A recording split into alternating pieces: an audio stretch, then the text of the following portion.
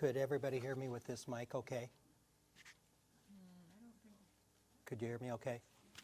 They, not, the difference between the voice and the mic though. yes. They didn't think I talked loud enough in a mic, so they gave me this little clip-on. So it is 7 So- p.m. on Monday, October 14, 2019. We will start the regularly scheduled board meeting of the Othello School District Board of Directors with the flag salute. Pledge allegiance to the flag of the United States of America and to the republic for which it stands, one nation, under God, indivisible, with liberty and justice for all.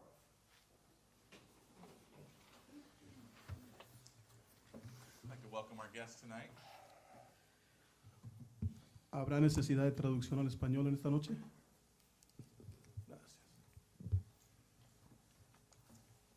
And I will entertain a motion for the agenda. I have a couple of changes.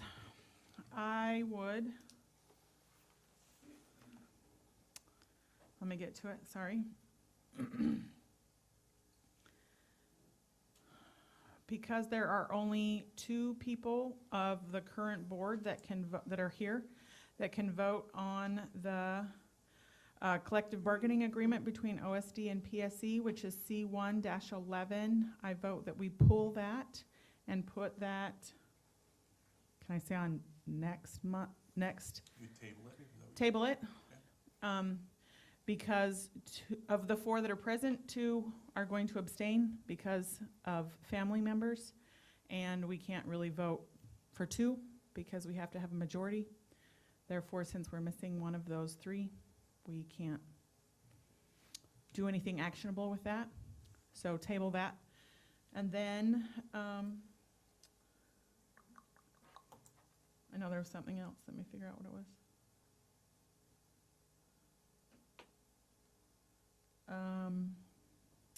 I also wanted to pull C1-7 and move that to C2, and then move the others down 1.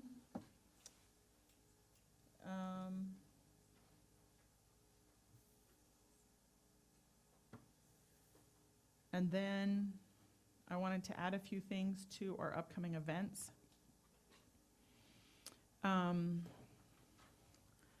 On October 21st is the high school concert, Othello High School's, I think it's band or music or choir, I'm not sure. I know there's a concert. That is at McFarland at 7 p.m.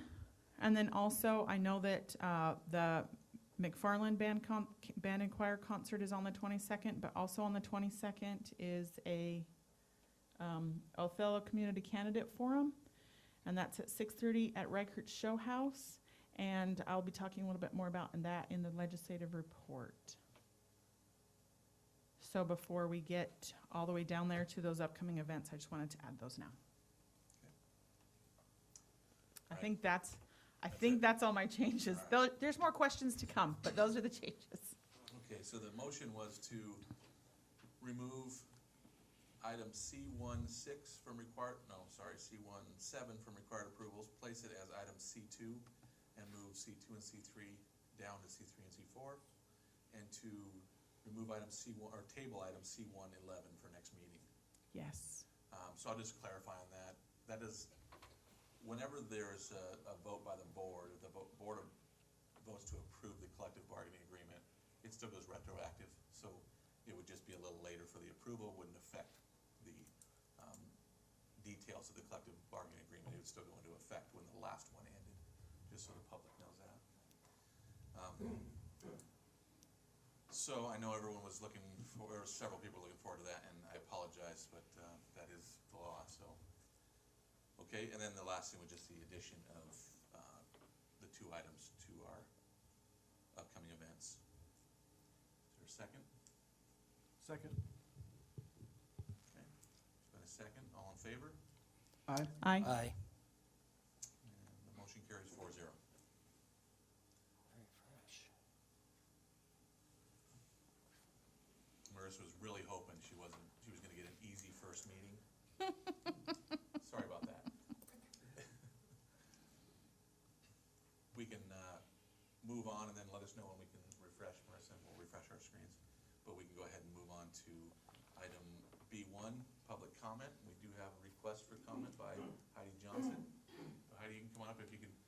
use the mic, please, because we're being recorded, and check and see if it's on, but it's not a guarantee right now. Mm-mm. That's not. So if you put your finger on the back of it, Yep, and just you have to push for a long time.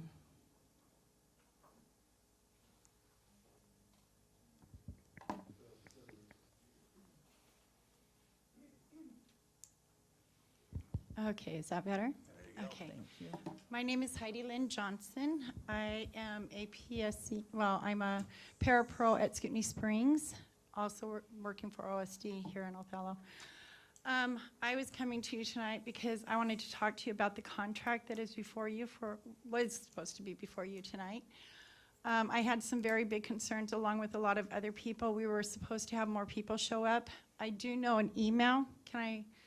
I know an email went out by Minnie Castro today stating that they came back to me and said nobody was allowed to talk, that it was supposed to be just them, her and one other person, I believe. So I don't think that they felt that they were able to speak. Minnie, I did email her and say that I would like to know the bylaw where that was stated, and she sent me only, my understanding. Did you happen, I don't know, maybe she can address that later, stating that I can actually speak in the open forum because I told her I was under the impression that we were allowed to do that. Can I say something? Sure. Real quick? Up. What I said was, you can speak at an open forum, but you cannot talk about PSC issues because you are not a designee. The designee is the president or whoever I choose to speak for me. And you cannot represent PSC because you are not on the leadership board. Okay, but am I able to represent myself and speak how I feel about it? Yes, you may. Yes, you Okay, can. that's, But you cannot speak for PSC. You're speaking for Okay. yourself. sure, I can speak for myself. Okay, in keeping that in mind, I think more people would have been here had they had another email correcting that statement. Just saying. We were at a meeting at McFarland Junior High earlier. I think it was the 24th of last month, I want to think, to which we were given the contract on a big screen. We were never handed a formal paper copy or anything, just on the screen with things highlighted that were changes made. According to what was read on that, there was a couple situations. We were sent an email by Ms. Castro stating that let me see if I can find it here really quickly, that there was some kind of problem with Schedule A, that possibly the information was not completely correct, so they wanted to take another look at that, to which she told us that they would not be informing us of those changes until after her meeting here, so as to not cause confusion, which we as myself as a PSE member, myself as a paraprofessional, I should have had access to that before it was even given to you. That is my right by my understanding of the bylaws. I'm not a specialist on that, so I apologize if I'm wrong, but I believe that we are supposed to have that if there's any changes made. Also, on that, when it was put up on the board, it was stated in red, and there were 125 people there that night that were accounted for according to votes. And everyone that I've talked to has said that their understanding that night was that anything that came down from legislation would have to be agreed upon by both parties as long as to be able to reopen it. Now that's missing from the documentation, to which I have been told that that was actually from the old statement, but it was on the board in red, read to us at our meeting that night. Keeping that in mind, I did go back and we talked at the meeting with you guys all the other night, and I requested then, I was curious about some of the whole things on this, because I wanted to know if you guys would be able to stop that from going through until we were able to have another look at it personally, and be able to maybe even ratify it again because of changes made, possible changes. So Heidi, I just want to let you know the 3 minutes is up. I'll let you go a little bit over, but you think you're asking questions that really, these are not things that the board handles.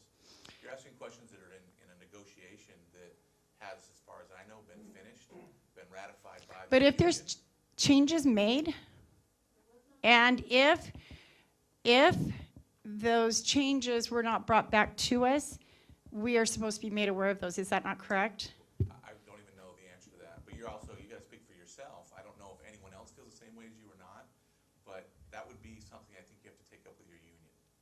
I don't Okay. know how we as a Sure. board would be able to help. Well, I was just hoping to be able to come up with something, because I know that specific statement, I went to Trudy last year and asked her to make sure that was put in, because I was under the impression it wasn't, due to the fact that that's why we couldn't reopen our contracts last year. And so it just, to me, is a little confusing. I would just say, my suggestion would be to talk to your leadership about that. Okay. And if the leadership comes to Dr. Hurst with something, they would work that out, but I don't know if that's something that we could help you with as a board. Okay, well, I'll look into it a little bit more. Thank you. Thank you. Are there any other requests for comment? Okay. So we can refresh our screens and all these changes. Or no internet? Did you see no internet?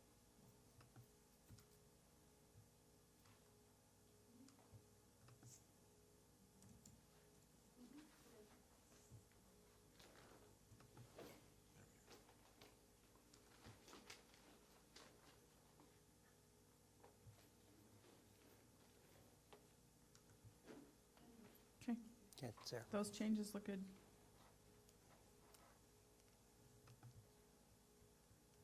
Good job, Marissa. Piece of cake, right? All right, we'll move on to item B2, board member discussions. We'll start with the legislative report. So I just wanted to read, so I had talked about the Othello Community Candidate Forum, and this is the specific details from the Facebook event that is about that forum. A few businesses have joined efforts to provide a forum for you to get to know those running for elected offices in Othello. Please come to listen and form an educated opinion of who you feel will best represent the Othello community.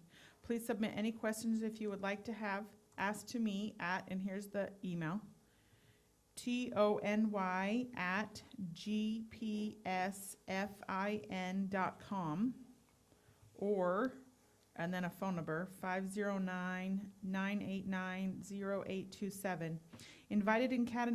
Invited candidates include all contested races. However, any candidate is welcome to come participate.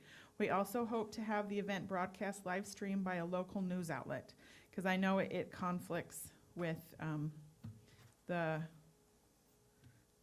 band and choir concert at McFarland that will be happening at that same time. But, and I've spoken with the organizer, and he has specifically invited individually each candidate that is contested, but as he said, anyone that's running, even if they're not running against someone that their position is contested, is able to come. I know that Chris Doro is the moderator. Is that the title of that person? The person that's running the show, whatever that is called. Okay.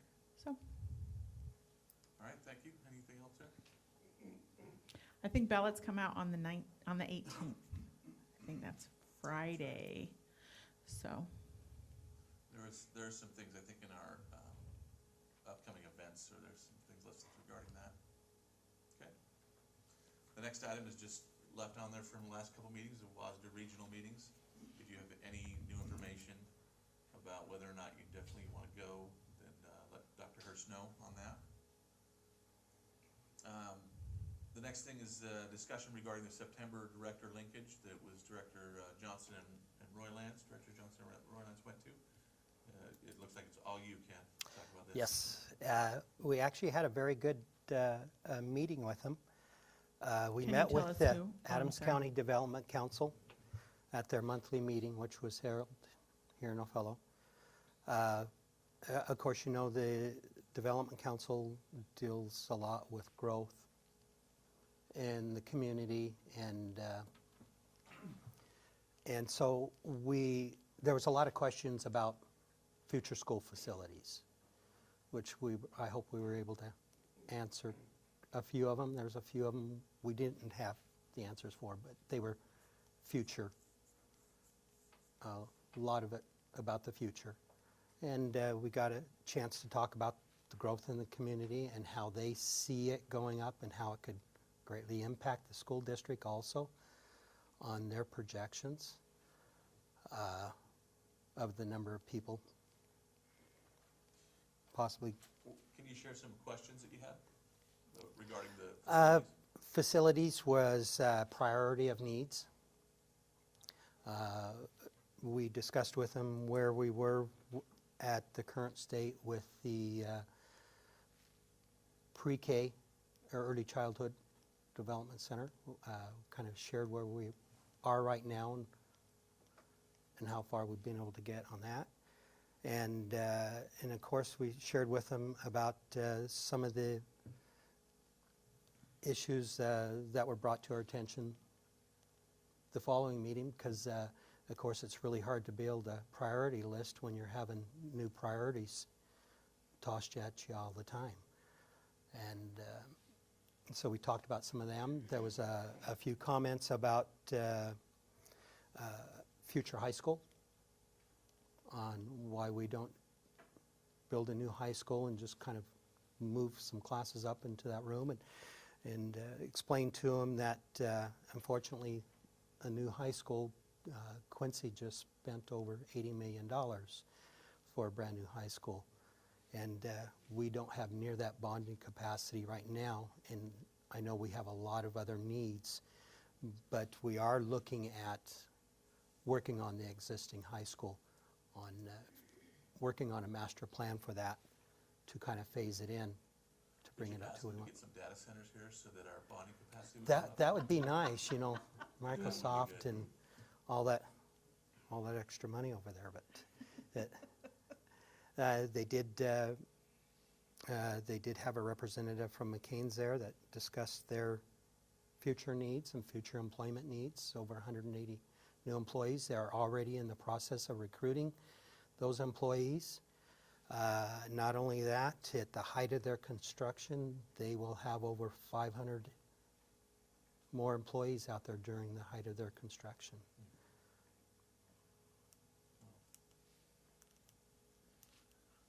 Okay, thank you.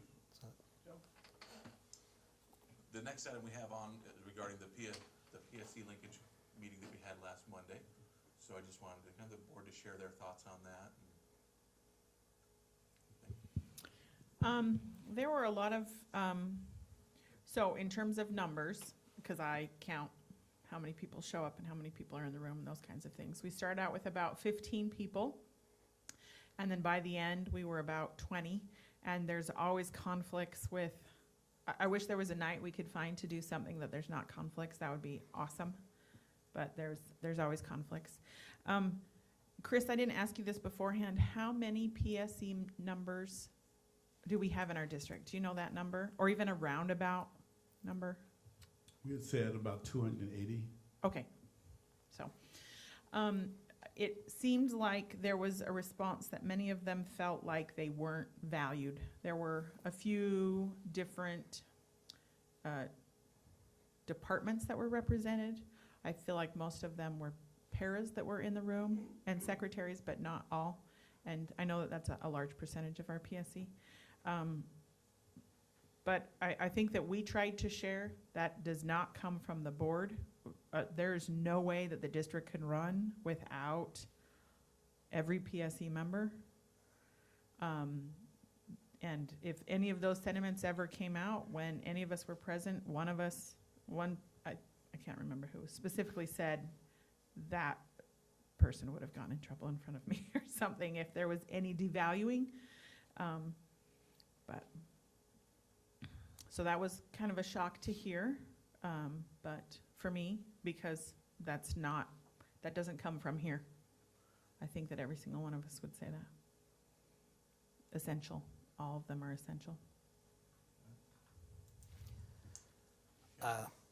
like I said, there over 280 PSC employees. They're very valued. They are the first probably 5 people that a student will see as a PSC employee. And I think we need to actually schedule some more linkage meetings with PSC, because we only seen a small percentage of them that night. And I know the conflicts arise 6 o'clock at night. Most of them have families that time at night. They're at home with their families, dinner time, whatever. So I think we need to try to work around their schedules maybe a little bit more, whether it's right after school for half an hour or so or something, or work out something that would be really good to meet with a few more of them. You know, just going back on what Jen said, it was, I feel, an opportunity for the board to, because we talk about it at every meeting just about the transparency. And I, for one, made it a point to let the 20, 25 people that were there know that they are value, every single one of them. I don't know if I'm allowed to talk about what Jen and I did today. Yeah. Jen and I today, as part of our community linkage, we went and sat with bus drivers at the transportation center for about an hour, and just sat there, and somebody brought a cake. Jen had some, I didn't. Of course And I we're open, did. you know, let's questions, you know, ideas, what you guys think, because I said, hey, you had one representative there, Leo was the only one there. And it was very, very good to hear them collectively as a group be together on their opinion of what went on. They were appreciative, which was good to hear. But I think Ken hit it on the nail. I think we as a board have to do a lot more of that. I think that was our first attempt at meeting with that group based on the feedback we got from the survey. That just goes to prove that we are listening to what they're saying, and we need to make ourselves available way more to that particular group of individuals because of their value. Teachers, everybody, every single employee of this district is important, and they are all a valuable part of you know, the goal of our why. You know, we can't do what we do. We won't be here if they're not there. And that goes from a custodian to a bus driver to the food service people to the EAs to the teachers to the principals to every employee we have. So again, publicly, PSC, we are gonna, I think, make a concerted effort to spend more time with you all, listen to you all, and hear you guys out and just have great dialogue. Thanks for the opportunity. Yeah, I really don't have anything to add to that. There was all good comments, and to be able to sit down with some people who said, probably it was hard for them to say some of those things as well, and it was difficult to hear. But I appreciated that we learned about it. I do think we need to take more opportunities to listen and have those opportunities to do that.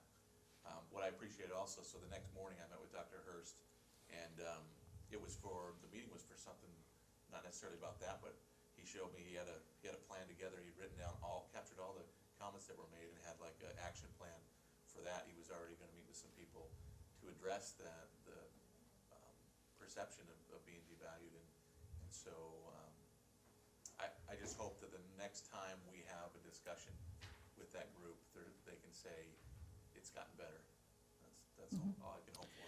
So sorry, were you done? I didn't want to. I jump in all the time, so I just need to make sure. I also have, since that meeting, had very concerted efforts to talk with different PSC members and groups and stuff. I was double dog dared to go to have lunch with one of my high school sons. So I had to follow up on that and go. And then ended up having a conversation with, went into the lunch staff and chatted with them between the two lunches, and then was invited out to the current dry storage for, and had good long conversations with them about that. Between that and then going to transportation and speaking with them today, the specific PSC linkage meeting was, I left feeling very negative things. But all these other groups, I didn't get that impression at all. It wasn't that, and of course, every division, I'm still not sure what word I need to use there. Group? No. Anyways, different groups have, like, transportation is a family. I mean, they are unified as a family, and they're constantly trying to recruit others, and they're unified together as a group. It felt like the kitchen staff at the high school. They're not a family, but they're together in it. Where I think some other groups just, they don't feel like they belong somewhere.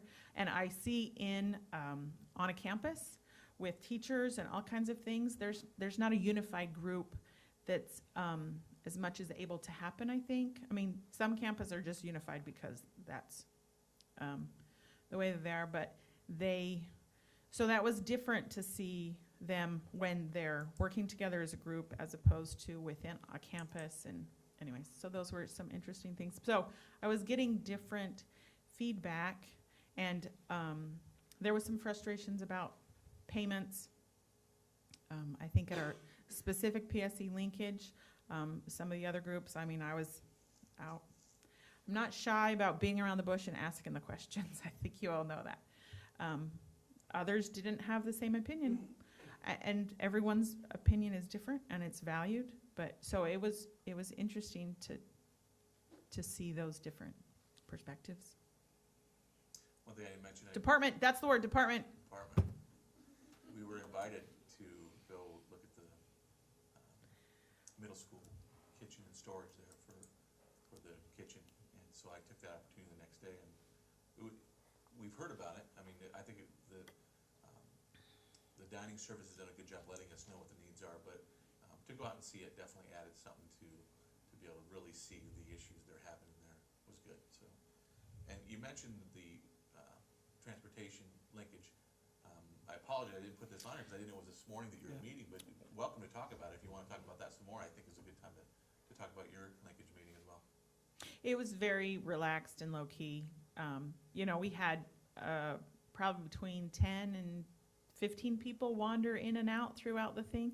And, I mean, we had to, say, okay, so how are you feeling? What's going on? I mean, it was like, sure, we're good. Sit down. Let's just chat about this and that. And sometimes kind of had to go, okay, do you have any problems? Do you have any concerns? And no. But another thing that I caught, I think that Mike and I talked about this a little bit after, was at the PSE linkage meeting, there was some frustrations about upcoming insurance changes. And that was just kind of all that we heard, that there was big changes and costs. The costs were gonna just skyrocket, and is that the same thing you guys got from the PSE linkage? So the thing that we got at transportation was, it's gonna decrease by half, going from just one person of like $500 to, I can add my whole family now and it's $250. And so there was some of those discussions that this is awesome, this is gonna be so much better. And so I think maybe more of an uninformed and confused about changes as opposed to maybe they've been told more things by people that want to make sure they're more informed, I guess. Biggest concern, it was funny, biggest concern was how come we were working Columbus Day. But anyway, that was a joke. That did come up. They said if banks and post office are closed, why are we here?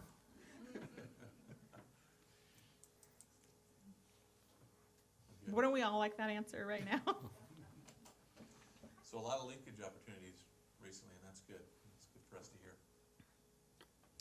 The next item would be the meeting we had right after the PSE linkage, and that would be the policy governance training, and we need to discuss student reps going forward. We have an open student rep position, and maybe the board to talk about a timeline.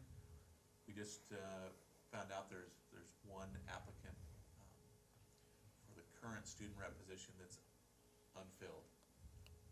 Where's the board at with this? Do we feel like we want to move forward with that? Do we want to maybe have other training and application opportunities? We could always maybe do it and combine the next the applicants into appointing two, because another one's going to be coming up here in 3 months, 2.5 months. So like if we did another training in January and appointed right after that? My suggestion would be before that, just because you wanted that interview table will be done. That starts January 1. Right, but that next means edition. December. Do you think that that's gonna be a Early part. well-attended time of year? Never know.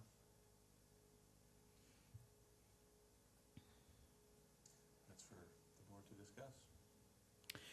So after looking at that, and I know that I am one of the ones that created this proposed application. We ask a couple of questions. We ask for 3 references. We ask for a resume, and we ask for an essay. And I think that I'm the one that forced the essay thing to be on there. I mean, the resume to be on there, I think that that's a lot of an ask. Now that I'm looking at that from a student perspective, do we look at the resume? I mean, maybe, I think that the essay would be more important than the resume, is my personal opinion. I think we need to take a look at the whole policy and how we revised it, because I think we scared everybody off. We had 10 students at the first training, and we couldn't get an applicant. Then we only had, would you have 3? Maybe we need to just take a step back and relook at that to make sure that's the real direction that we went ahead. I can with that understand that policy. perspective, but every student rep we've had has said, I had no idea what I was getting into.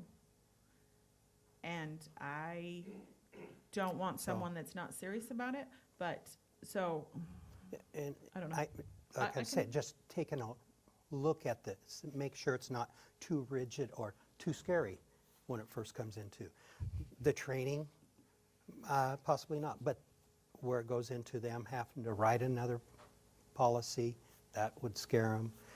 It's easy for us because we're dealing with it right now, but as a student, Well, just it's look scary at the it first from time their, I changed just my look, first yeah, looking, thing. just look at it from their perspective. It's just something that we may want to revisit to, because after we changed it is, now we're having the problems getting a good applicant. I don't know if we didn't have a problem before, though.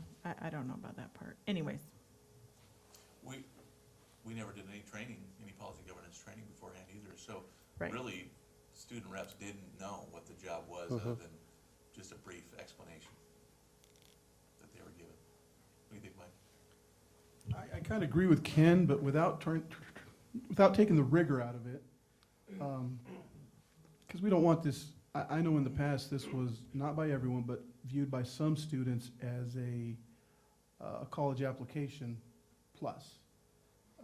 And that was incentive or motivation. Perhaps nothing wrong with that, because in the process, they were going to learn.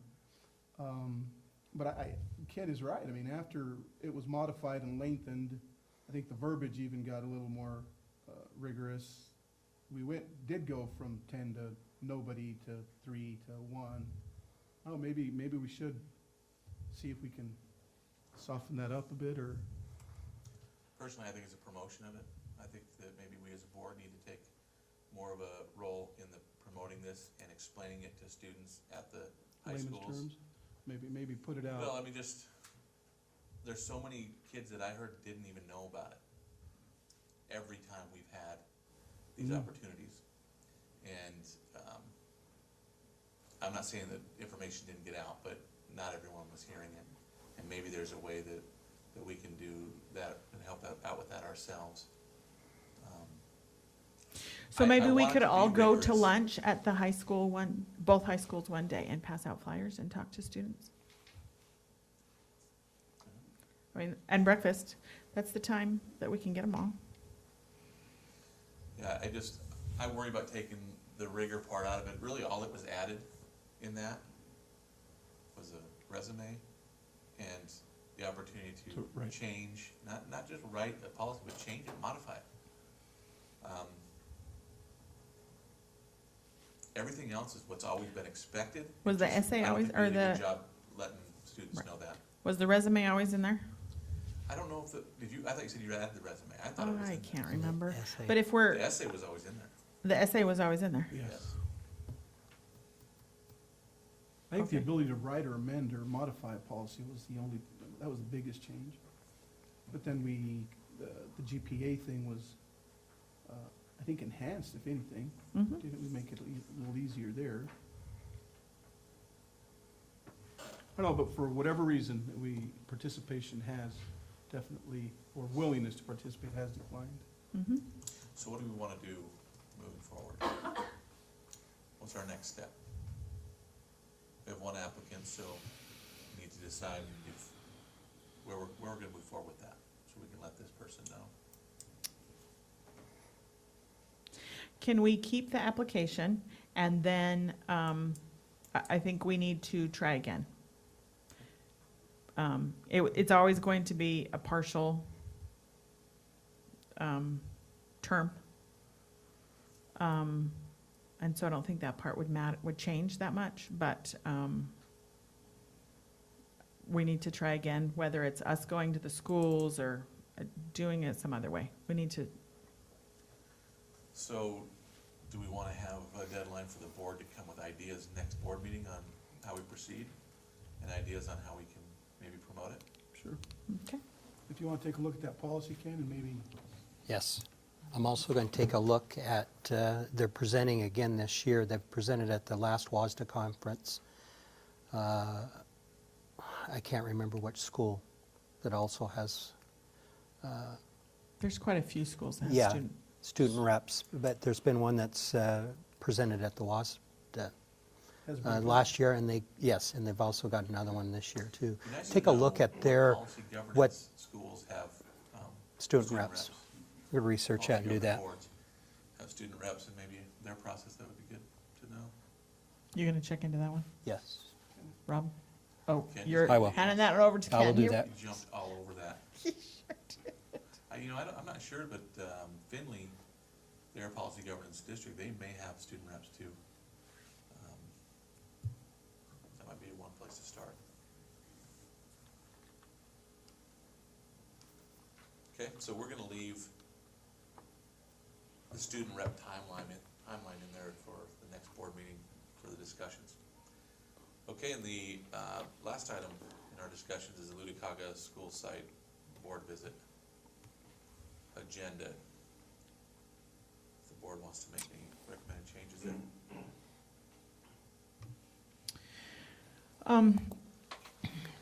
10 minutes for the staff meeting with the superintendent and 10 for board Q&A.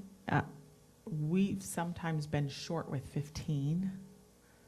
I don't know if we can go earlier or how we would be able to change that. That is 10-minute earlier start, isn't it? You're not talking into your microphone. That is a 10-minute earlier start. We usually start at 7:30. Right, their school But starts. they're ending it, they're ending it. We're Yeah, ending it sooner. Ludwikaga starts 7:50, I gotta bring my kid there every morning, or one of us do, but he tells us a different time all the time, I think he's trying to go late. We could maybe request 7:15, or, obviously, they asked for that time for the staff to be able to leave and go to their classrooms, because they have to. Right. Have to vote. And the thing that, from the PSC linkage meeting, if we can change the word from staff to, the word they used was faculty. Mhm. And specifically say, please invite them as well. I know that some people are already scheduled to do something during those times, but at any point, if they can come, or if they would be interested, they're invited to come before. Absolutely. If you think about the length of their day, they start early and end earlier. So maybe it would be the same to meet with them at 7:10, if they would agree to that. It would be the same amount of extra time in their day if they wanna come in and chat with us. 7:10 to 7:40 then? Or, and just, maybe if we could ask Jen, if there's a way we can get a half an hour total with staff, and what she would recommend with that. Absolutely. Does that sound good? Yes. Sounds good. I would suggest that the student meeting might be, a half an hour seems to be a long time. Sometimes. Maybe if we shortened that, is what you're suggesting? Seems like 20 minutes would be enough in my mind. Didn't the last one, wasn't 20 minutes? our last one? Was nowhere near enough because they like to ask us questions. The last one, we were trying to figure out questions to ask, actually. There's Right. sometimes No, the we- But last they one were was the last asking one. us, they were asking us our favorite animals and our favorite colors because they were Yes, trying to engage that is us in true. conversation, Okay, which was awesome. is everyone good with 20 minutes for Yes. student? Yes. Okay, Mhm. Awesome, got it. and then the rest can I guess just shift up, Ship it. move Okay. up earlier? All right, anything else on that? There are no student rep report today because Taylor Taylor is did- representing us, the district in Alaska at a volleyball event. they're coming back tomorrow. They actually, I can update you, they went, I think they won all but one set in the 2 matches they had, so they did very well. Awesome. Okay, we'll move on then to required approvals, CL 15. I motion we approve required approvals. Got a motion by Director Garza to approve, I will second that. second by Director Johnson. I have some questions. Any discussion? I was not able to get some questions out beforehand, so I had some questions. And typically, I text these questions and I email them this time, and then they weren't seen because I didn't say, hey, I emailed those. So that's my fault. So under accounts receivable, let's see, accounts payable, thank you. 66,000, and I just round up, 66,000 to Eastern Washington University. It's for college and the high school courses, for high school students for dual credit. 24,000 to, I need to pull this up because I can't even read my notes.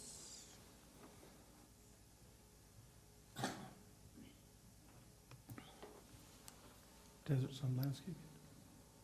Yes, desert what? Desert Sun Landscaping. Thank you. There we go. That's what it is. Desert Sun Landscaping. We're all doing this nowadays, sprinkler blowouts. 24,000 for all of our campuses? Do you know how many sprinklers we have? No, That's a please don't lot. tell me that number. That's just a big number. I'm sure that's a big number. 16,000 to Educational Achievement Services, or something like that. So that's actually for OHS. It's the Family Involvement Institute. Is that the call that I get every Monday and Tuesday night to invite me to go? I cannot confirm or deny that, but it sounds like I'm yes, sure it that's is. what it is, because I get those calls twice a week now. Hey, Thank it's you. working, Alejandro. Um, Kind of. Maybe just once a week would be better. That's not operational. I'm sorry, that, I shouldn't have said that. 53,000 to Kennewick School District. Those are science kits mostly at the K-8 level. 31,000 to Northwest Educational Specialties. Services, those are psychologist services. Okay. Mhm. For our shortages, to cover the shortages. Yep. All right. Shortages as far as caseload, yes. Yes, caseload shortages, thank you. 29,000 to teacher development. That is for, I'll throw an acronym out there, TDG. So that's the Teacher Development Group. You guys have kind of heard that around the schools. So that's ELL intervention support. That's specifically in math, and that's a district-wide initiative. And hearing positive things about those. Yep. Okay. Those were the specific questions that I had under the required approvals. Thank you.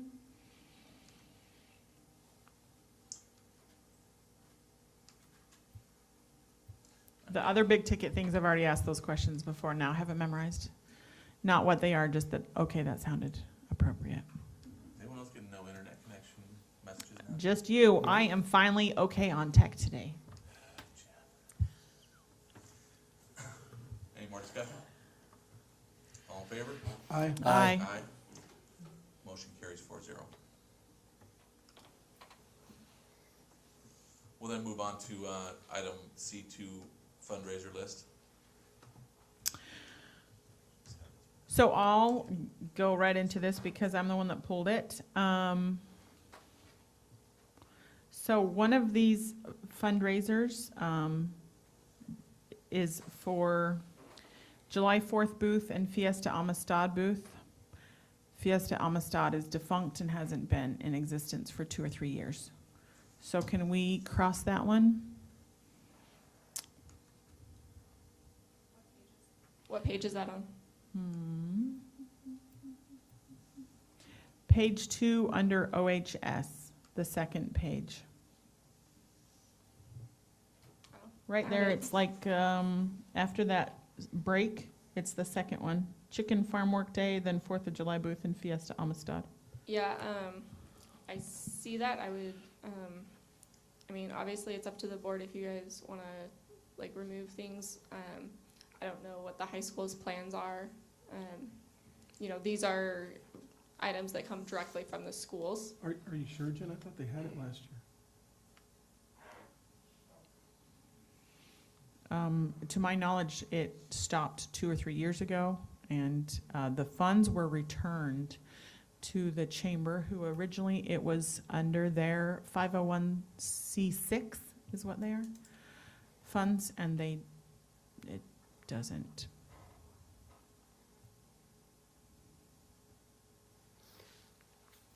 I have no problem to leave it. It's better to leave it than find out later that they decided to come back with it. And then if they don't do it this year, Yeah. then take it off. Yeah, the way we kind of approached If you this, res- obviously, I don't know what was done in prior years, but, you know, we told the schools, if you're considering doing something, let's put it on the list so that it's approved prior to you doing anything that, you know, isn't on the approved list.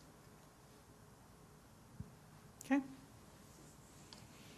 I'm fine with that, then, if you want to leave it and remove it after another year of, that's fine. So I guess we need to approve it.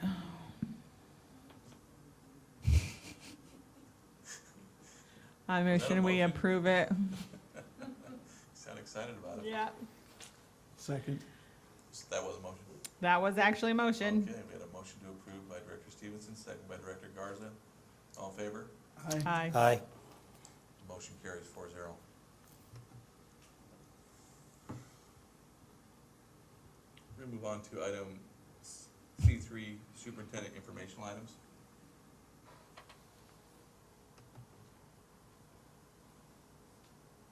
Does the board have any questions for clarification on any of those items? For that item? It's a procedure for the policy we just approved. I think it's great that it was modified according to what we had requested, and the wordage looks great, and that a lot of time was really spent on perfecting and matching it to our policy. So thank you to the district for doing that. And I think we all know the right person, to David.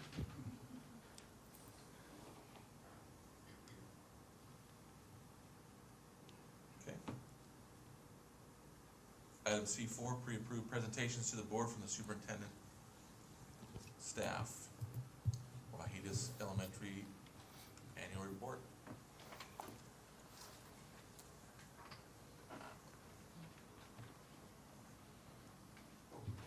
Sorry, it took a little longer than normal to get you up here.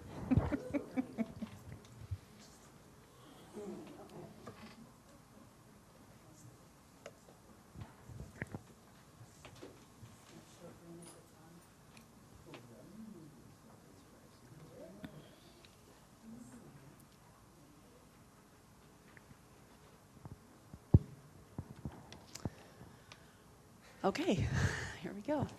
My name is Sandy Anderson. For those who are watching, I'm the principal of Wahidas Elementary, and I have a few of my staff members here with me tonight. It's always an honor to talk about our school. We're really proud of the work that we do there and of the people that we work with. So we have a short presentation that we want to share with you. Some information that might be a little bit new, might relate to the pieces that you saw when you visited our building. So let's go ahead and start with the second slide.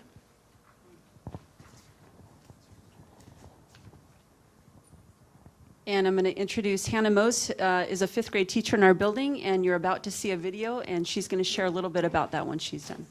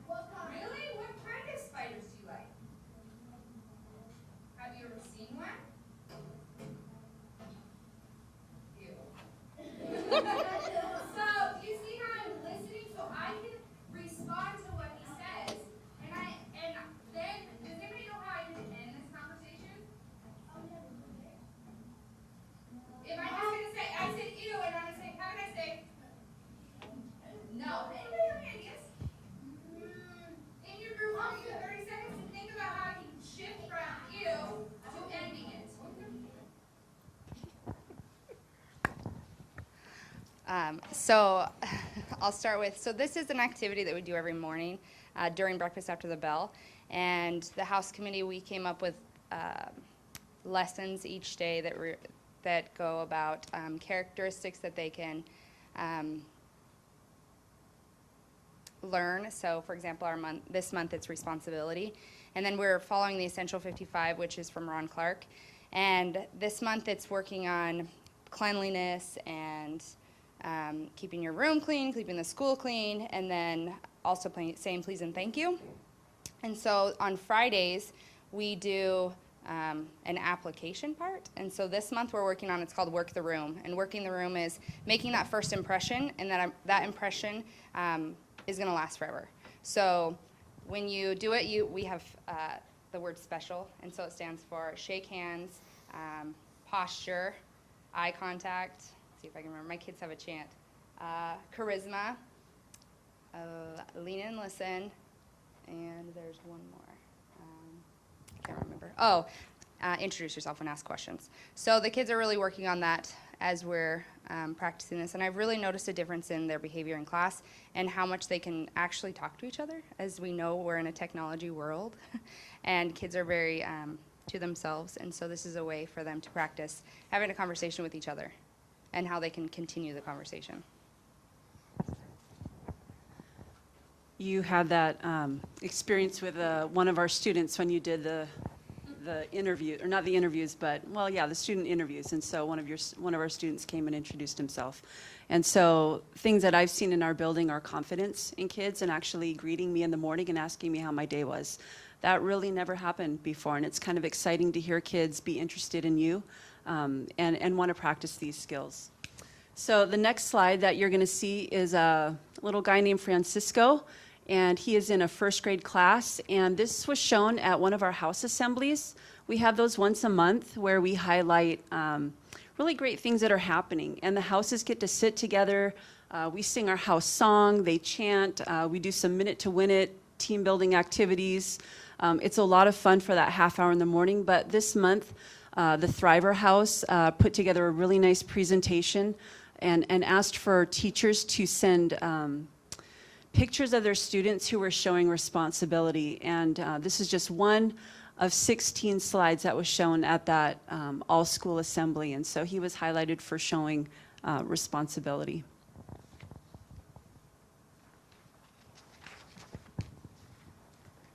Another way that we're addressing ends 2 and 3, this graduation and advancement, again, is through our house system where we invite community members and people who do assemblies, special assemblies. This was a lady who taught our kids how to make bread the other day.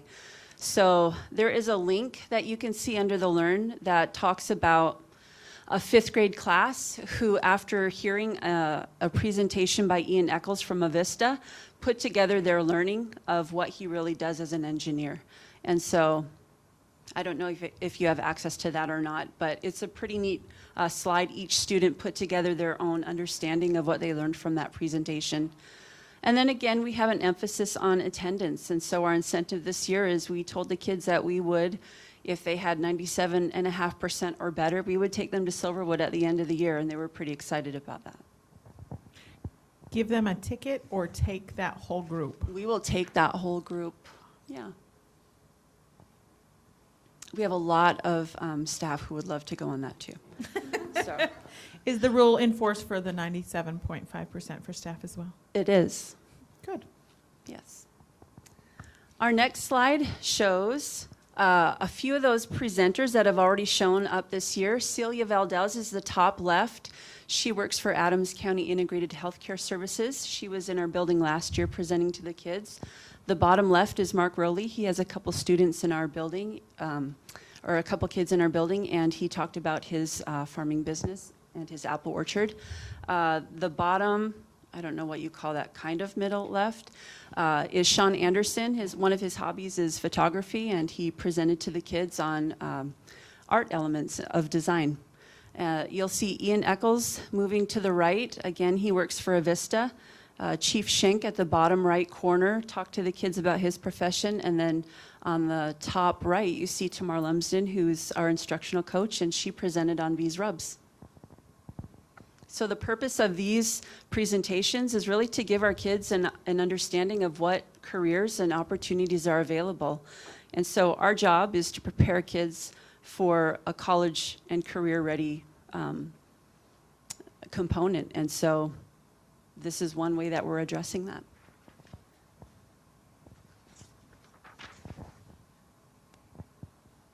So you had the opportunity to see some of our newer initiatives, especially addressing the whole child and social emotional learning. While all of that is going on and we're expanding how we incorporate all these new components and standards into our children's lives, in the background, as always, there's that data piece happening. And so while we are planning and doing all these other pieces to make sure kids are well-rounded, we're constantly looking at data. We're constantly trying to figure out where do we need to improve, what are our next steps. And so here you see our ESPA scores over the last few years. We are tracking by cohort, so that's the colors as they ascend down and diagonally.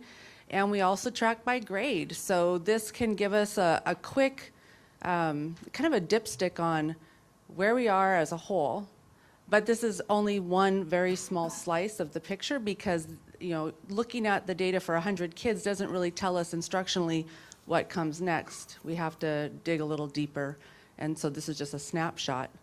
One of the things I'm, on the next slide, super excited about is last year we received an award for closing the achievement gap, and so this is by far my favorite representation of the data because it shows that we are helping kids. In ELA, you see that we're continuing to grow. We're closing the gap. We haven't reached the state yet, but in math, we've exceeded the state, gone down a little bit last year, but we have a plan in place for that. So we're constantly monitoring and really making sure that our kids are getting the best that we can possibly give them. And then, like End One says, a big component of it is closing the achievement gaps. And so this is another way that we look at it. On the left side there is our math over the last 5 years. This is ESPA scores, grades 3 through 5. And then on the right is ELA.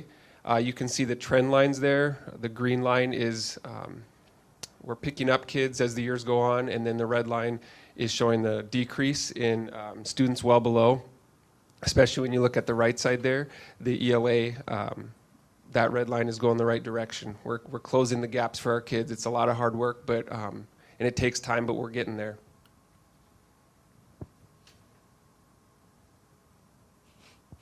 And then, like Tamar said, these are just some snapshots of how we're doing, and we wanted to give you an idea of really what it looks like more at the teacher level.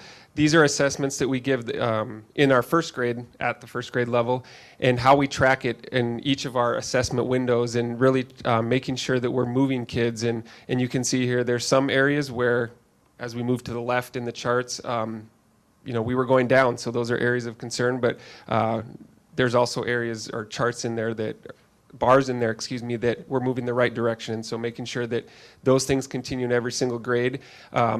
This is an example of, like I said, first grade ELA. We have this for first through fifth grade, or kinder through sixth grade ELA and math. And our big push this year is really working on developing a system to track our science data as well.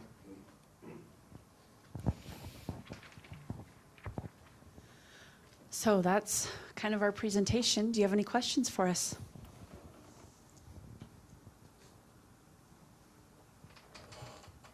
Can't make it that easy for her. I actually, after a conversation with Sandy today, she told me about the link for the Learn because I didn't catch it. And so I went in and looked at that, and that was really interesting to see all of that. Not only his, it's about Ian Eccles' answers from Avista, not only his answers, but how the students' questions to him and how they could come up with those answers for his specific career path. And so I think that was really interesting.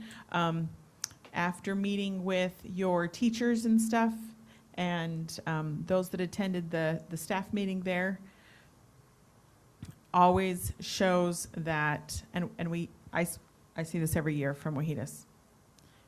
You're a family. People love to be there. And not just staff, but students as well. And that it's whole child learning, whole child focused, and I love that. Thank you.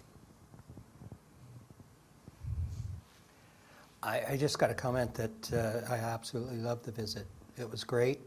I had the opportunity to stick around for lunch afterwards. I sat down with my 3 grandkids at all different times to have lunch with them. I did that. I got to watch how much seat time they have, and it was surprisingly, they all had at least, it seemed like 20 minutes. And it seemed like it was too long. I think my granddaughter, 3rd grader, was in a hurry to get rid of me. I was kind of embarrassing her there. So her and her friends didn't get a chance to eat their lunch. But my grandsons absolutely loved it, and got to sit around and talk to all the kids around them, and I enjoyed it. I really enjoyed it. Absolutely great visit, and I need to commend you and Jason. Justin. Maybe not Jason. He's talking about someone else. New to your positions, and in an ever-changing climate, this whole education thing, every year we set out these plans, and either legislation or the community or somebody's always throwing a change at us. And through all these changes, personal changes for yourselves, like Jen said, and even more so now, every visit is turning into that. I think as a district, we're doing a great job. I think people are owning up to where they work and actually taking some ownership of it. It does feel like a family. It was good to see again this year. I want to commend you guys for thinking outside the box. Some of the things you guys are doing, I mean, you guys are trailblazers. You guys are setting the bar perhaps to have some of the other elementaries maybe follow suit or come ask you guys collaborate and see some of these things district-wide. And I commend you guys for not being afraid to try some of those things. And obviously, there's some results there, so keep doing what you're doing. It was a great visit. Well, you do have the advantage of having your own lunchroom, so that's part of it. We understand that. Just kidding. It makes a difference. The lunchroom makes all the difference. It was Everything. It was efficient. I tell you, it was very efficient. So, I had asked you a question about our focus on the academic piece of it, and our ends really speak to many pieces. But I appreciate seeing the work you're doing with the kids to teach them to have conversations. He won't ever hear about this probably, but my son, who's a freshman, gets straight A's, but I can't get him to talk to me, right? And I don't think it's all because of, some of it's his personality, but I think we have lost that ability for kids to have those soft skills to be able to have a conversation with an adult, look him in the eye and those kind of things. And I saw it at Scootney as well, and I'm sure I'll see it at Ludicagi and Hiawatha when we visit. So I just like that focus of the district this year, and I think it's going to take us a long way for really that whole child. So good job with that. It was a good visit. Thank you. Thank you. There was one thing that a community member shared with me that I wanted to share with you guys, that they came in to your building and did not get a visitor tag. And there was a young, she just kept saying, a young guy, a little guy, and she couldn't ever, I never specifically said like what grade, how old are we talking, young. And he followed her throughout the building, goes, wait, you can't go here, you don't have a visitor pass, you can't, throughout, went all the way to the classroom with her and said to the teacher, she doesn't have a visitor pass, can you make her go back to the classroom, to the office and get a visitor pass? And the teacher actually had to say, yes, I'll make her go back and get a visitor pass. And finally he said, okay, we're good. Because he knew that was the rules and was adamant about, you cannot leave this area until you have a visitor pass, because that is the rules. And I was like, right on, little guy. However little guy he was, little. Anyways, so I just thought that was amazing that someone was looking out for everybody else and trying to protect, knew the safety rules, was following them to the end to make sure that they got all of the rules checked off. His name was Jason. Jason. Okay. Well, we appreciate you coming, and any success that we have, it's because we've stood on the shoulders of giants. And I remember Isaac Newton being quoted saying that. And so we've had great predecessors and continue to have exceptional people in our building who work really hard every day. And so, thank you. Sorry, Justin. Okay, we will move on to item D1, monitoring reports from the superintendent. If the board has any questions for clarification, this would be the time to ask Dr. Hurst. I do. Sorry. Apologize. D2.3, GP9. If you go into that document, it says GP9 at the top for the policy, but the sentence says with respect to the provisions of this policy, GP19. I think you can ask these questions, but you have to wait till I get them. I'm sorry, your internet is slow. Got it. D1, I mean, I'm asking about D1. You're in D2. D, Oh, D1. sorry. I'll wait. So you're good with D1? Yeah. All right, I will entertain a motion to accept the, We have to accept each one individually, really? as a. I you can forgot. Accept them both as reports. Okay.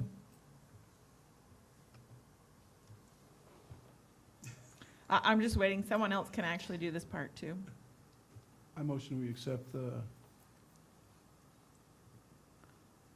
Monitoring reports. monitoring report for item D1-1, EL8. You can do them together if you want.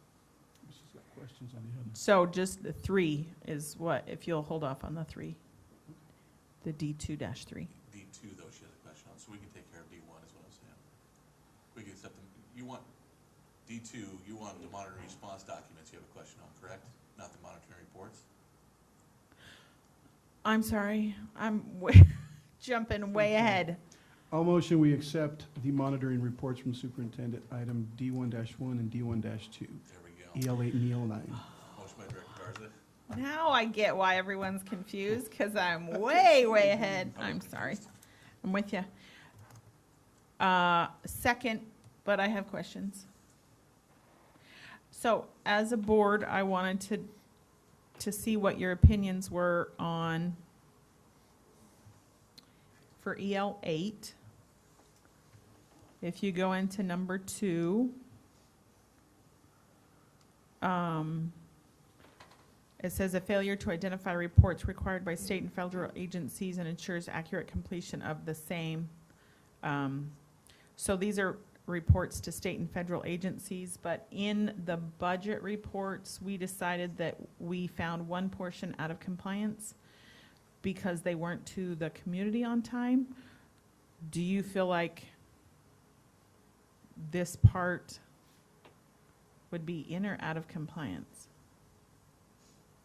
I'm asking because I'm unsure myself, so I don't know what I would, So I would. if it would apply. If you're asking my opinion on it, I would say that the item regarding the 4-year plan, that was a state requirement and could fall into this. The item regarding having the budget ready, that was a board expectation, and we already found compliance or out of compliance Right. when we reviewed that policy. And so that's what I personally would look at on that. But So you're thinking that this part is in compliance? This could, or I should say not having the 4-year plan to the state in time, because it was the first year having to do it, it was unknown, that could be found to be a report, I suppose, sent to the state. I'm not sure if that was the intent, but that's. But the state one was done on time. It was the community one that was out of time. Is that correct? There was I two don't pieces to remember. it. The state one was the 4-year plan. Okay. That was when the budget gets submitted. The one that the board expectation is that the board and community has the budget by the end of July, or by the 1st of August, I think it states.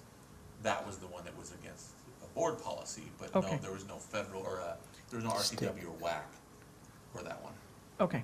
So you could, I suppose, look at that. I don't know if that was a report, but it could be looked at as a report. Okay. That's my opinion. I don't know. Other thoughts?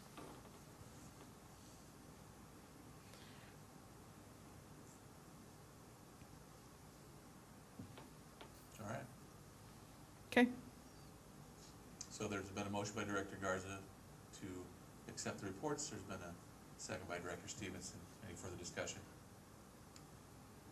All in favor? Aye. Aye. Aye. Motion carries 4-0. Now we'll move on to item D2. Can I make a comment, though? Yes. Even though we've accepted it, the communication with the public in EL9, I loved that it had in this report a note under the externally part. Let's see, so this, I think this is end of page 2. I love that it says that we ensure that we have an interpreter at all OSD events. Recently, we've been informed of the lack of interpretation services available during conferences. OSD is currently brainstorming to address this issue. I love that even though it's being addressed and isn't specifically part of the policy, but that the district is hearing the concerns that are being expressed at meetings that we are attending, and that they're trying to fix that. So kudos to just even putting that note in there saying, we're working on it. We know there's some other downfalls, but it's not specifically addressed in this. So thank you. All right. So item D2, I think there's a question on this. Okay. If you go to D2-3 and pull up that report.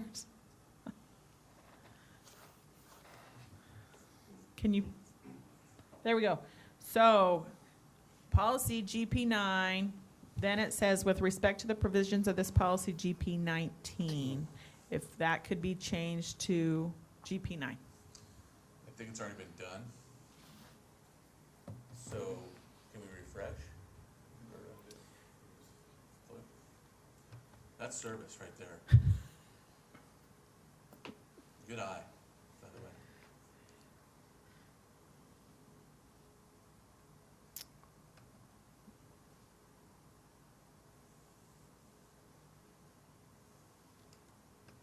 way. That was my only concern there.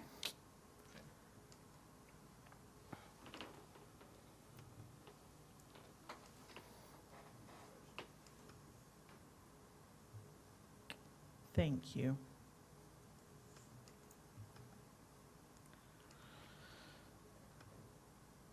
All right, with that, I will accept a motion to approve. I move that we approve the approvals of the monitoring response documents. I'll second that. Been a motion to approve monitoring response documents for EL1, EL11, and GP9. And a second. Any further discussion? All in favor? Aye.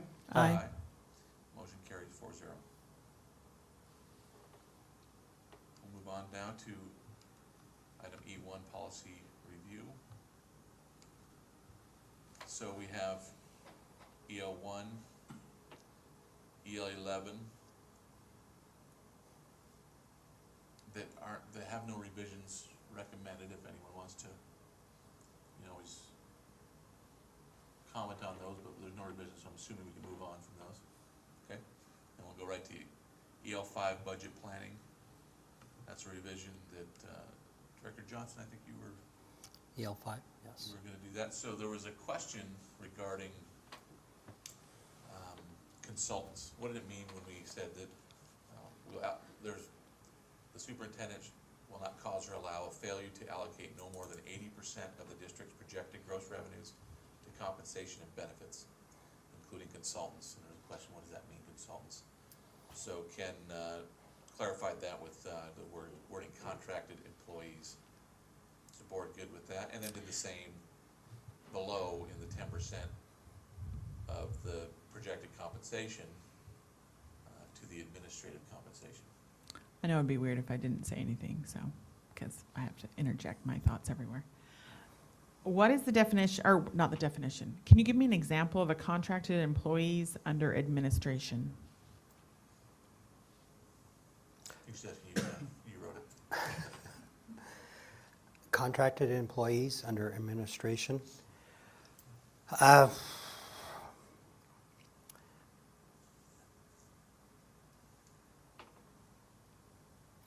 I changed it because the wording consultants on that too, so I just used the same wording, contracted employees, under it. If they have to bring somebody in for short term, for example, we had to bring in somebody for financial for a while. She was a contracted employee. That would be included in that area.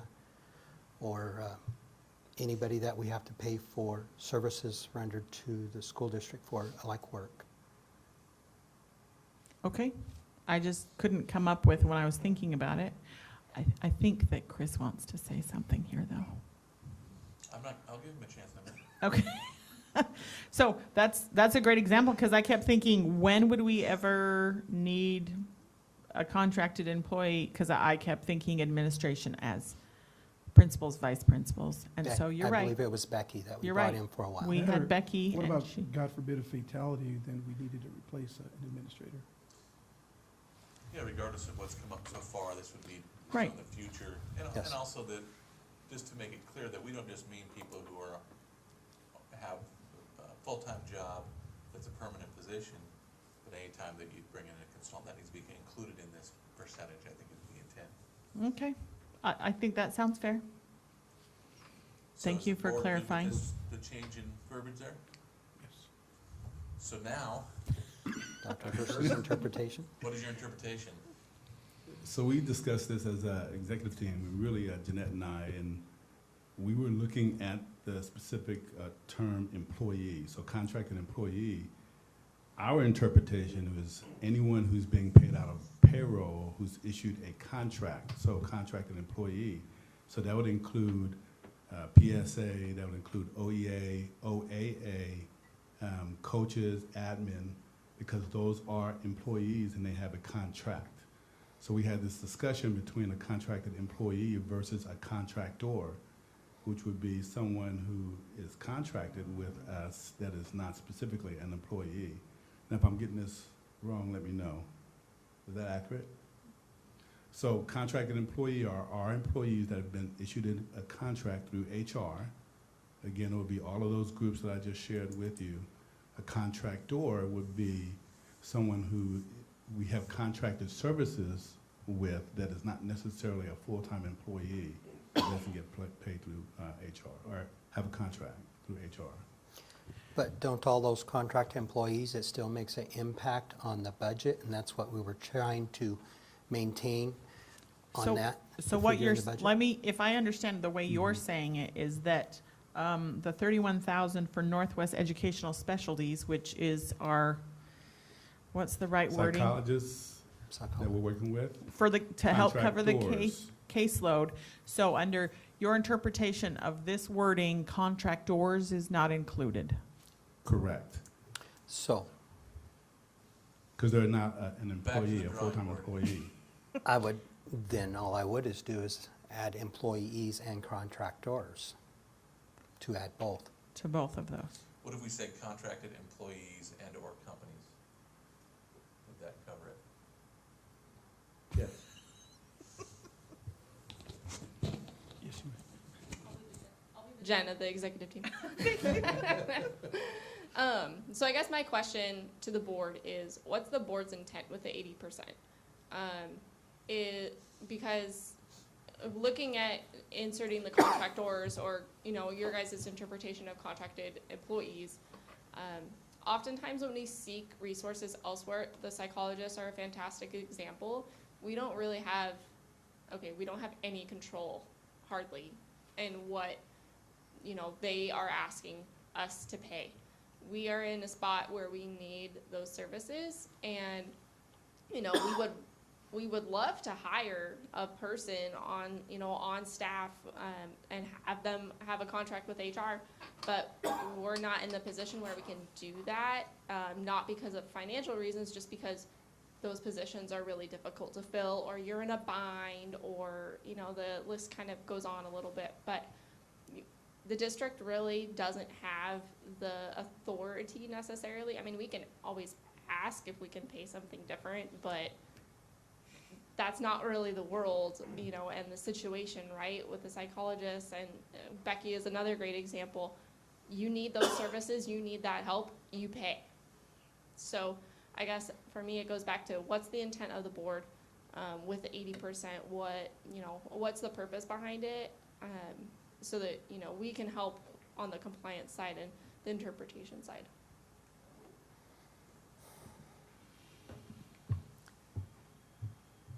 Let's stare back. Okay, Well- I'm sorry. No, Did go ahead. someone go for it? My concern is that if we don't have something there, that we could start to see more and more contractors, and we have no control.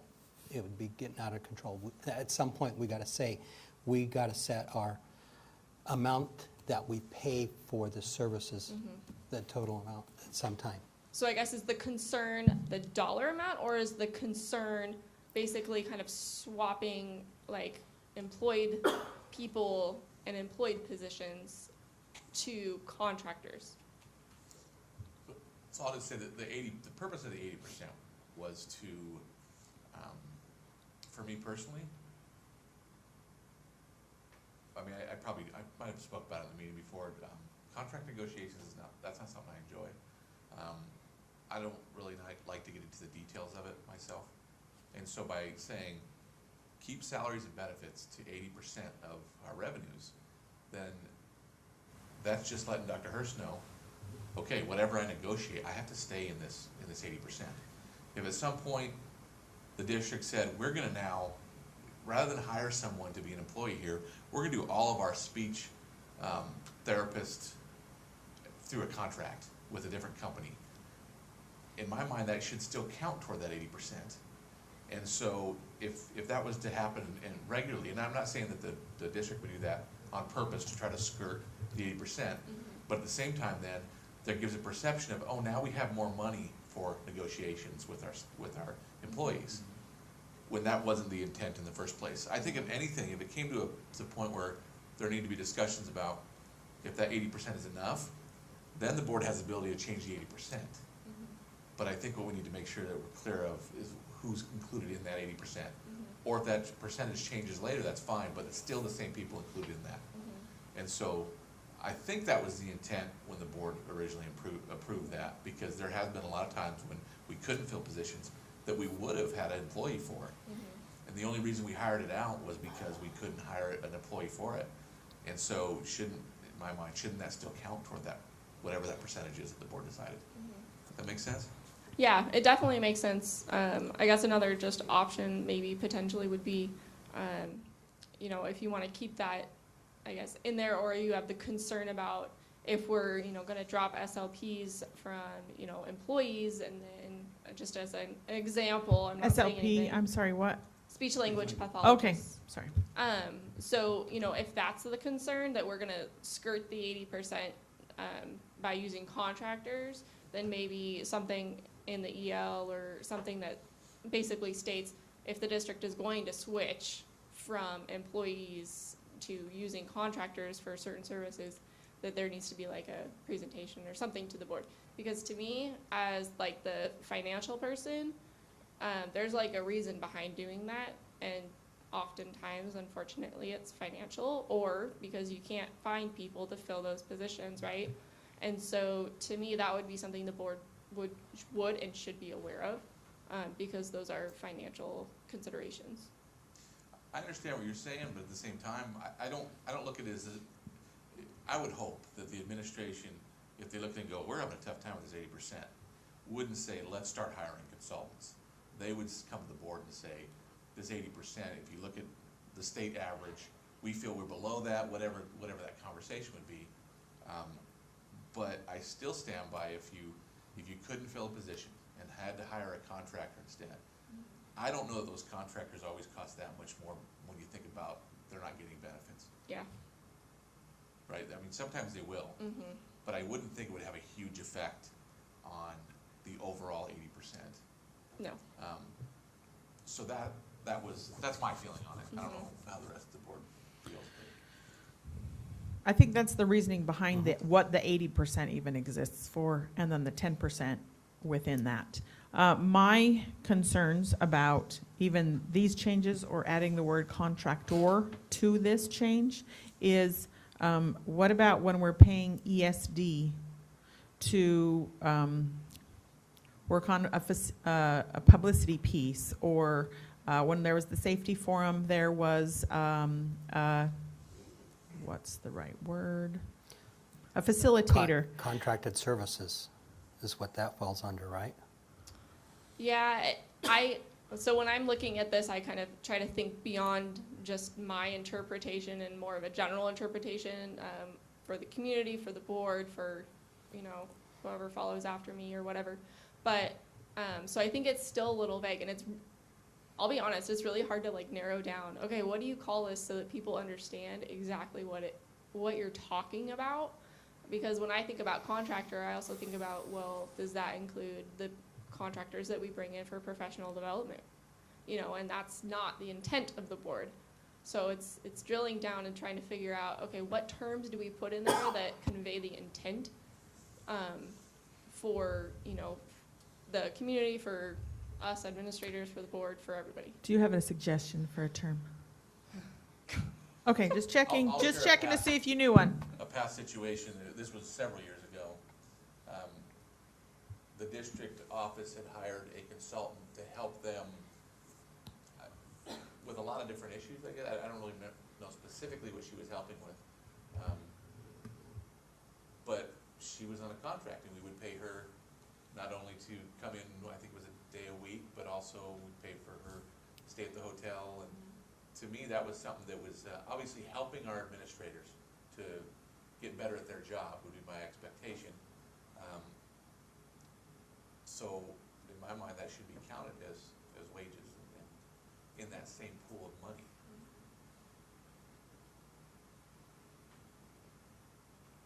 I would rather have a discussion about whether the 80% was enough than a discussion about who should be included in that 80%.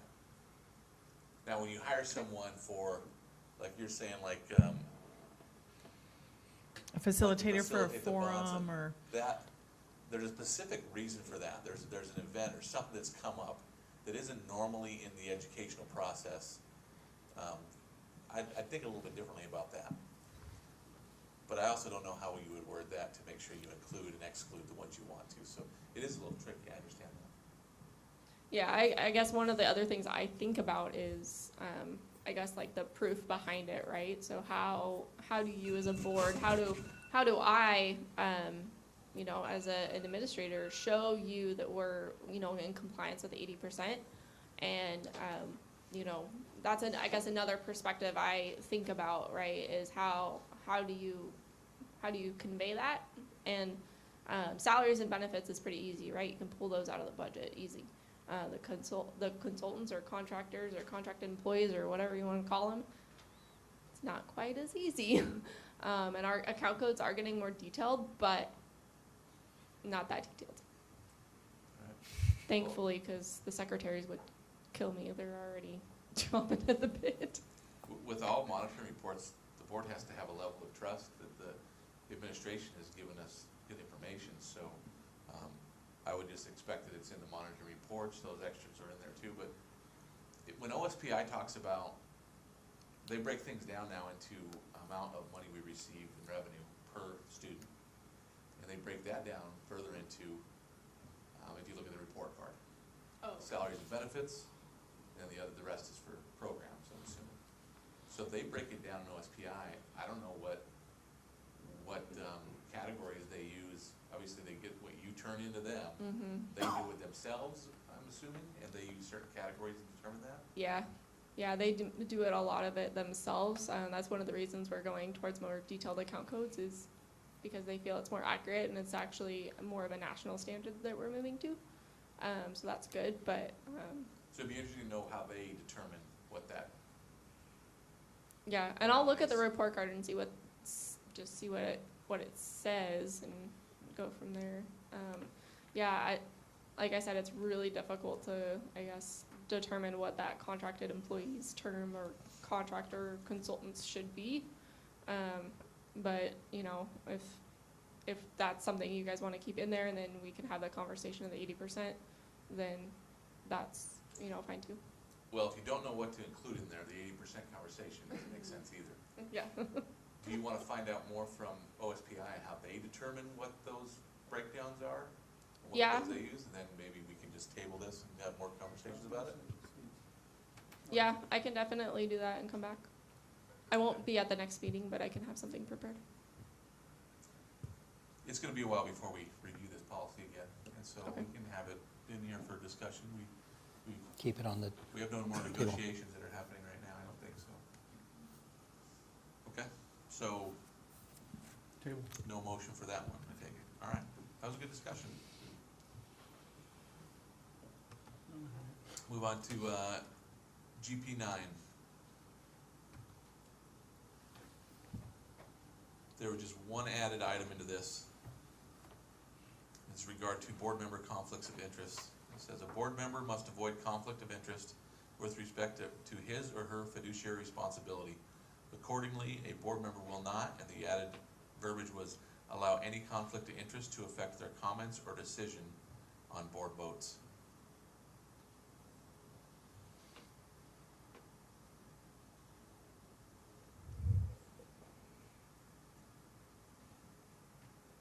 I like it. I agree. Yeah? okay, So we don't approve this on a first, because isn't this on a first reading?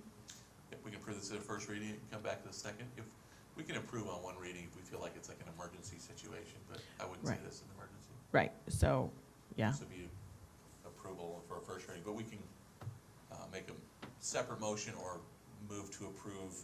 There's a recommendation for a modification in GP 14.1.1. We could approve them both in one motion. It gets tricky here because then it pops up and asks us to vote on the first one sometimes. Right.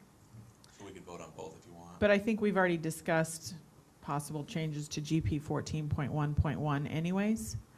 And Right? so I don't think that we're ready. You want to leave that one in there too? Yeah. Does the rest of the board agree with that? Especially if we're gonna make any changes to the resume. So two of these items, the EL5 and GP 14.1.1, looks like we want to leave them in there for our next board meeting, so we'll table those. And so all we need then is a motion for GP9. What is the motion for to do on GP9? GP9? To approve it? Because approve. Motion to approve first reading. Oh, okay. I move we approve the first reading of GP9. How about no changes, so we don't have No to changes, so they reapprove? just stay. Okay. So there's been a motion by Director Stevenson to approve GP9 revisions first reading. I'll second. Second by Director Garza. Don't bring up the voting on this yet, Marissa, because we're gonna have another motion, I think, to table. All in favor? Aye. Aye. Motion carries 4-0. Now, I think we'll do a separate motion to table EL5 and GP 14.1.1, so they don't just go back into the mix without revisions. I motion we table EL5 and GP 14.1.1 to a future meeting. I'll second that. With motion by Director Garza, second by Director Johnson. That future meeting will be our next meeting, correct? Yes. All in favor? Aye. Aye. Motion carries 4-0. Do you have a question, Dr. Hurst? Okay. All right. Now the board will move into executive session for 20 minutes to discuss potential real estate purchase or lease. No action will be taken following the executive session. There was a request for some discussion on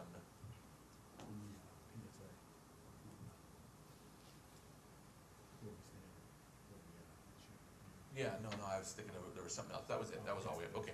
So 20 minutes to discuss potential real estate purchase or lease. No action will be taken. We will, you want to go right in, or do you want to recess for a couple minutes first? I think that we need to work the room. Okay. We'll move in there to at 8:40, just to make it easy. To use the correct term that's been used today already.